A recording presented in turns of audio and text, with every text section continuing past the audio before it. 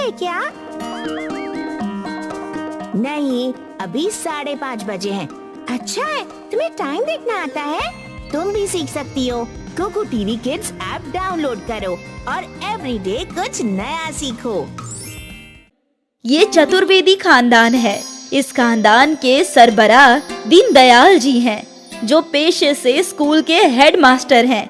ये उनकी बीवी मीना और ये फर्जंद धीरज, जिसका ट्रकों का कारोबार है, और ये बहू पूनम। चतुर्वेदी खानदान बहुत ही खुशहाल और मुतमईन खानदान है। अरे बहू आओ, शतरंज खेलते हैं।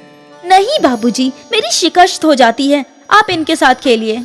शिकस्त तो हमेशा मेरी होती है, लेकिन बाबूजी मैं खेलूंगा। वैसे भी जब तक पराठे नहीं बनते मेरे पास करने को और है ही क्या। आप लगाइए बाबूजी। ये हुई ना बात। बाप बेटे शतरंज खेलने बैठ गए। दीनदयाल जी शतरंज के खेल के उस्ताद थे और मिनटों में उन्होंने धीरज को शिकस्त दे दी। आप एक मर्तबा भी मेरे बेटे को जीतने नहीं देते। मैंने कब रोका है इसे जीतने से? अगर तुम्हारा बेटा जीतने के काबिल होगा तो जीत ही जाएगा ना। अब कोई खुद को हरा कर बेटे को जीत थोड़ी दिला सकता है। बाबूजी, मुझे तो हारने में भी बेहद मजा आता है। आपको इस खेल का इतना शौक है कि क्या बताऊं। इस खेल से ज्यादा मुझे बच्चों को तालीम दिलाने का शौक है। और फिलहाल 10 बज गए हैं, मैं जा रहा हूँ स्कूल। अरे लेकिन बाबूजी, नाश्ता तो करते जाइए। बहू, अब वक्त नहीं है मेरे पास। 1 मिनट रुकिए तो मैं डिब्बे में भर कर दे देती हूँ। ठीक है, सिर्फ 1 मिनट। पूनम जल्दी से डिब्बा भर कर लाई, लेकिन दीनदयाल जी चले गए। दीनदयाल जी सरकारी स्कूल के मास्टर थे। भले ही सरकारी स्कूल की हालत खराब थी, लेकिन यहाँ तालीम बहुत अच्छी हासिल होती थी। दीनदयाल जी दिल लगाकर तालीम देते थे। अरे छोटू, तू आज इतनी देरी से क्यों आया? वो सर, मैं बगल वाले गांव में गया था अपनी बाजी को उसके ससुराल छोड़ने, तो वहाँ से दौड़ते हुए आ रहा हूँ, इसलिए देरी हो गई। ठीक है, इस मर्तबा तुम जमात में बैठ सकते हो। अगली मर्तबा देरी हुई तो मैं तुम्हारे बहाने नहीं सुनूंगा। ठीक है। दीनदयाल जी तालीम को बेहद संजीदगी से लेते थे। उनका यकीन था कि स्कूल में गुजारा गया हर पल बेहद जरूरी होता है। इसलिए ना वो खुद देरी से जाते थे और ना ही अपने तलबा को देरी से आने देते थे। सब कुछ दुरुस्त चलता जब तक बरसात नहीं आती, लेकिन बरसात आते ही क्लासरूम खाली हो जाता, क्योंकि सरकारी स्कूल की छत टपका करती थी और छत के रिपेयर करने के लिए दीनदयाल जी हर साल सरकारी ऑफिस में अर्जी लेकर जाते थे। तशरीफ लाइए दीनदयाल जी। वही मैं सोचूं, बरसात शुरू हो गई है, आप अभी तक आए कैसे नहीं? क्या लेंगे, चाय या ठंडा? आप सिर्फ हमारे स्कूल की छत मरम्मत करवा दीजिए, बाकी मैं कुछ नहीं लूंगा।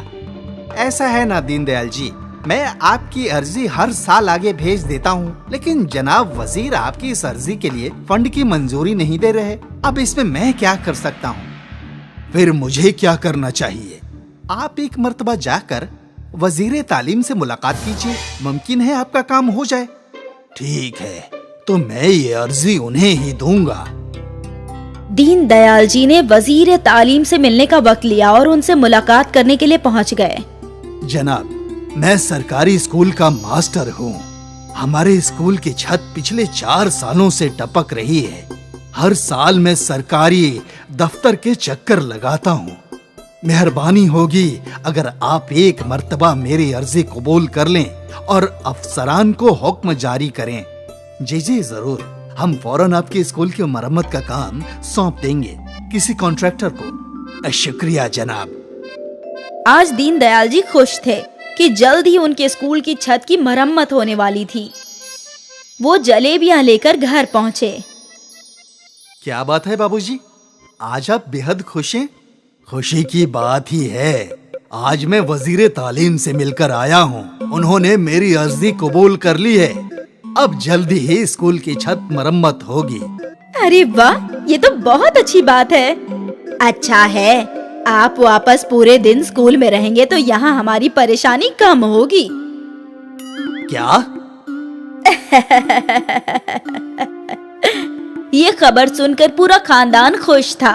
सबको इल्म था कि दीनदयाल जी के लिए तालीम कितना अहम है। इस बात को कुछ रोज गुजर गए। अब तक कोई काम शुरू नहीं हुआ, इसलिए इल्म करने के लिए दीनदयाल जी वापस सरकारी दफ्तर गए। क्या हुआ दीनदयाल जी, आज आप वापस यहाँ? मैं जनाब वजीर से मिलकर आया था। उन्होंने कहा था कि वो जल्दी स्कूल का कॉन्ट्रैक्ट किसी को देकर मरम्मत का काम शुरू करवाएंगे, लेकिन अभी तक कुछ शुरू नहीं हुआ। हमें तो ऐसी कोई हिदायत नहीं मिली ऊपर से। मालूम होता है जनाब वजीर ने आपकी बात सुनी भी और भूल गए। क्या? मैं अभी उनके पास जाकर उन्हें याद दिलाकर आता हूँ। कोई फायदा नहीं दीनदयाल जी, जनाब वजीर गैर मुल्की दौरे पर गए हैं 1 माह के लिए। 1 माह? बाप रे, तब तक स्कूल बंद रखना पड़ेगा। और कोई रास्ता भी नहीं है। दीनदयाल जी मायूस हो गए। दीनदयाल जी ने अपने घर वालों को ये सारा वाकया बताया। अब क्या बाबूजी? मालूम नहीं, सोचा था जल्दी ही स्कूल शुरू होगा, लेकिन लगता नहीं है। दीनदयाल जी का मायूस चेहरा देखकर धीरज और पूनम को बहुत बुरा लग रहा था। वो दोनों उनकी मदद करना चाहते थे। बाबूजी, आप किसी और जगह क्लास चला नहीं सकते क्या? लेकिन कहाँ? इतनी बड़ी जगह कहाँ है इस गांव में? हमारा घर भी इतना बड़ा नहीं है। धीरज सोच ही रहा था कि उसे ट्रक के कंटेनर का ख्याल आया। बाबूजी, ट्रक के कंटेनर में क्लास चलाएं तो? ये कैसे मुमकिन है? आपने ट्रक के कंटेनर में दफ्तर देखे होंगे, तो क्लास चलाना भी मुमकिन है। जब तक स्कूल की मरम्मत नहीं हो जाती है, कम से कम बच्चे तालीम हासिल कर पाएंगे। क्या ये मुमकिन है? यकीनन। अगले रोज धीरज अपना ट्रक गांव के अंदर ले आया। इस ट्रक पर एक कंटेनर था। धीरज ने कंटेनर के अंदर ब्लैक बोर्ड लगवाया और लाइट और पंखे भी, और एक ही रोज के अंदर बड़ा सा ट्रक स्कूल तैयार हो गया। लीजिए बाबूजी, आपका ट्रक स्कूल तैयार है। अगले ही रोज से गांव के सारे बच्चे ट्रक स्कूल में तालीम हासिल करने आने लगे। अब बरसात की कोई परेशानी नहीं थी। दीनदयाल जी एक मर्तबा फिर बच्चों को तालीम दिलाने लगे और उन्हें खुश देखकर उनका खानदान भी बेहद खुश था। पूरी बरसात सरकारी स्कूल ट्रक स्कूल के अंदर ही लगता था।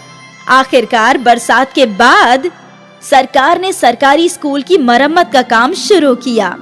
दीनदयाल जी खुश थे कि किसी भी बच्चे की तालीम नहीं रुकी। उम्मीद है अगले साल इस गांव को बड़े से ट्रक की जरूरत नहीं पड़ेगी।